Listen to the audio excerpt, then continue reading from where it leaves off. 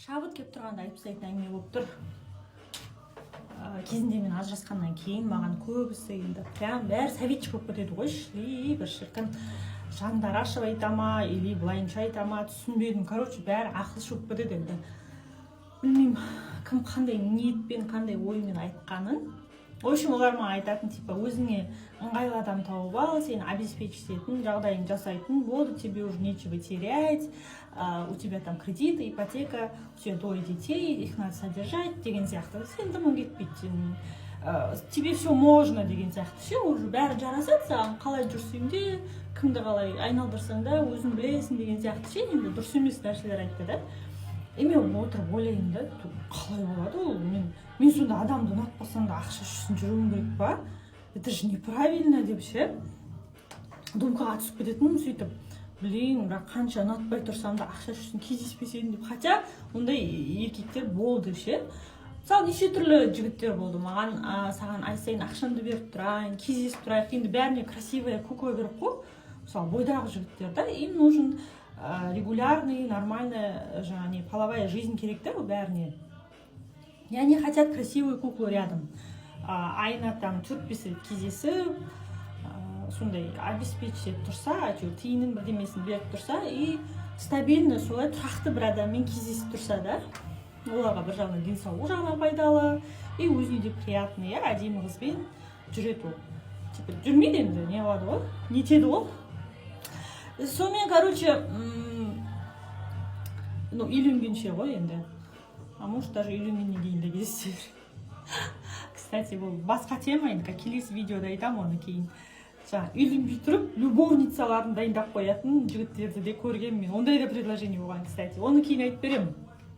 Вообще, менің темам содержанка болу туралы және оның последствиялары.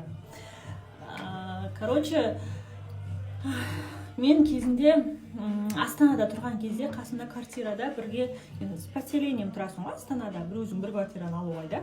Қымбат ой жақта, өмір сүру де қымбат. Сонымен, короче, Астана, квартира Астана бір нәрсе деген пабликтерден, короче, сол жақта қырғын поселениеге адам іздейтін сондай нелер болады, инстаграм страничкалар. Сол жақтан бір квартираны табам неден, соцсети жақтан. Сөйтіп бір орыстың қызымен бірге бір бөлмелі квартирада тұрам ғой, ЖК Санрайста, соцсети жақта, өзі бірақ тұғым сол Санрайста тұрған кезде қасымда орыстың қызы болды, 99-шы жылғы атын айтпай қойын енді. Әп-әдемі қыз, воспитанный, жақсы сондай. Енді мінезі бәрі жақсы ше. Сонымен жаңағы орыс қызыма историясын айтып беріп жатыр да енді. Бірге шай тамақ ішеміз, бірге тұрған қыз қой, қызбен историяларын айтасың бір-біріңе деген сияқты сол айтып беріп жатыр да. Оның жасы 2022-де, примерно 22-23 жастағы қыз ғой, сол кезде. Ол өзінен 12-13 жас үлкен бір мужикпен жүрген, кездескен. Соның любовницасы, содержанкасы болған. Жаңағы жігіт оны полностью обеспечивать еткен, хайвилден квартира снимать етіп берген. Короче, сол жақта ана там жила, шиковала, не жейм, қымбат косметика, люксовый киндер. В общем, енді апам алтынмен аптап, күміспен қаптап, үлдеме-бүлдеге орап ұстаған ана қызды. Сонымен ол шырақ, жаңағы мужик, енді қолында власть та бар, ақша да бар, сондай жігіт екен да, мужик екен да. Сонымен, короче, бұл енді, мысалы, сол квартирада тұрады, ол жұмыс істемейді ғой. Ал ана еркекте тусовкалар, байлардың тусовкасы болады ғой, сондай тусовкаға ертіп жүреді, қашан звондаса да дайын отырып, не машина жібердім. Короче, через полчаса будь готова, саған машина барады, осындай жерге барамыз деп айтады екен. И она должна быть готова, ол ұйықтап жатыр ма, ол тамақ ішіп жатыр ма, ол өзінің үйінде бір уақыт өткізгісі келіп жатыр ма, ол қыздың еркі жоқ. Вообще, она как рабыня сияқты ғой енді. Енді адамға финансовый зависимый болу деген ол почти құл болу ғой. Сен даже күйеуіңе финансовый зависимый болсаң, күйеуің сені ракым қояды. Енді басқа мағынада айтатын да, өмірде да. Мысалы, күйеуіне зависимый келіншектер көресіңді көріп жатыр ғой, ал сен байың емес, ол чужой мужик ол. Ол вообще білген істейді мысалы. Сонымен сол айтып жатыр да енді обратная сторонасын. Так клево дейді да, енді бәрін обеспечить етіп жатыр, бәрін істеп жатыр, но это же неспроста. Просто так мужик ничего не делает же. Сен еркіңнен айырыласың. А ол жас қыз, ол қыдырғысы келеді, ол қыдыра алмайды, подружкаларымен жүре алмайды, ары бері. Өзімен өзі сол еркектің аузына қарап өмір сүріп жатыр да. А жизнь-то проходит. Сен өзің өмір сүргің келеді ғой. Ол соны түсінбеді да, мысалы, плюс жақтары жаңағы обеспечить ету, ештеңеге терлемей, киім алу, не қылу, шопинг, сондайларды көрді да тек. А мынау минус жақтарын ол қыз білмеді. Сонымен сөйтіп жүрдік дейді, сонымен я устала дейді, я хотела жить своей жизнью. Сонымен сол мужикқа айттым дейді, я так больше не могу, я устала. Мен, короче, енді шаршайды ғой, по-любому, ол жап-жас қыз. Кім болса да, жас қыз болсын, 30-дан асқан қыз болсын, ол любой нормальный адамның өмірі ондай болмайды.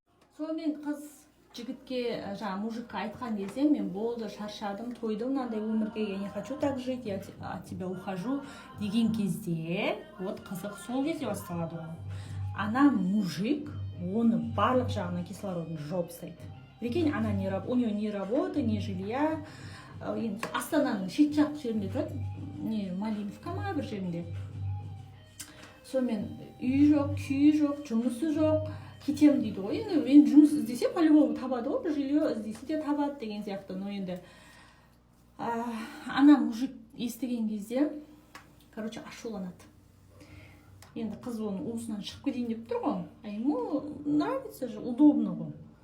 Жас қызды сөйтіп обеспечить етіп, қалаған кезінде алып жүреді, тоже красивая кукла сияқты. Ана қыз өте әдемі. Бойы ұзын, такая фигурная, статная, очень красивая девочка. Сонымен сөйтіп ана мужик ашуланып, ол қызды жаңағыдай косякқа тығып, қарызы жоқ жерден қарызы бар қылып шығарып, бүкіл банковский счетін жаптырып, неше миллионға, құдай-ау, косякқа кіргізіп болған. Прикинь, сонда осы уақытқа дейін жасаған, шашқан ақшаларын шығарып алып тұр ғой, ана қыздан по-любому көрінді ма? Блин, мен соны естігенде в шоке болдым. Бір жағынан енді білмеймін енді. Это же неправильно, мысалы. Ужас, еркектер сондай.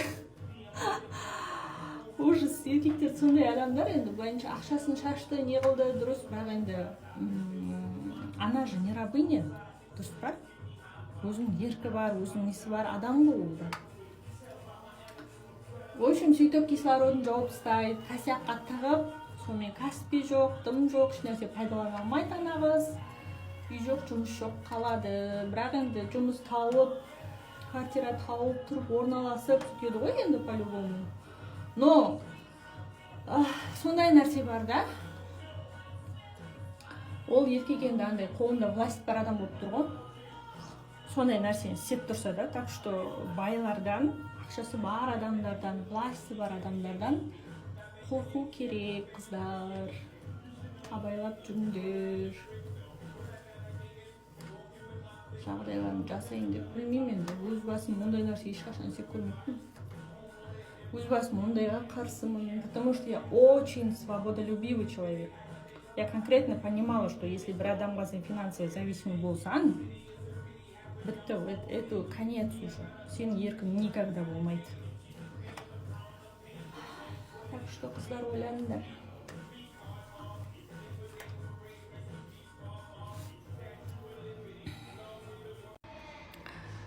Алдында содержанка туралы видео салдым ғой. Сол жерде айттым ғой, үйленбей тұрып, даже любовницасын дайындап қоятын жігіттер бар бізде деп. Сол туралы айтып беремін дедім ғой, кейін есіме түсіп кетті, жаңа айтып тастайыншы. Бұрын осыдан 2 жыл бұрын менен бір 5 жас кіші, 96 жылғы жігіт маған қажет етіп жүрді. Сосын мен айттым, сен дедім, сен бойдақ жігітсің, менен кішісің. Мен болсам разведенная, 2 баламен ажырасқанмын, бізде ешқандай болашақ жоқ деймін да. Енді қабыл сен по-любому, даже если ты сильно захочешь, сен семья рұқсат бермей, так что қоя сал деп айттым мен оған. Сөйтіп айтқан кезде бидет, я, сен дұрыс айтасың, сен маған қатты ұнайсың, сенен отказ бере алмаймын, мен білем үйленетінімді, мен целка қыз алам, бірақ сен мен любовницам болшы дейді. Менімен кездесіп жүре берші дейді. Сондайды көрдіңдер ма? Мама, я такая в шоке. А мне-то какая польза? Маған не пайда? Сен подстилкың болып жүргеннен. Не пайда маған? Я время потеряю. Еще никаких гарантий, например. Сондай еркектер ушлый. Бас пайдасын ғана ойлайды. Для меня выгоды никакой нету. Ол ситуацияда, например, да? Ойбай. Аң-таң болған кезде қап кеттім осы жерде. Мен ақмақ екенмін да сонда, ол умный екен, ойбай. Вообще ужас. Мен сенен отказ бере алмаймын ше. Өлтірді, в общем. Не күлеріңді, не жыларыңды білмей қалғансың ғой ана жерде. Мен өмірімде сондай предложениялар көп болған, неше түрлісі бар. Еске түсіп жатыр жаймен деп. Қой, қарағым дедім ғой, айналайын қарағым, өз жөнімен жүре ғой дедім. Жоқ, даже оның алатын қатыны да дайын емес қой. Жоқ, үйленетін қызы жоқ оның ол моментте. Бірақ дайындық болып жатыр да любовницаны. Билеп қояды ше, ертең по-любому мен ол қатынды аламын, мен одан жалғам ғой. Маған разнообразие керек болады деп қояды ше. Дейсіз ба? Ой, бля. Я хуею, бля.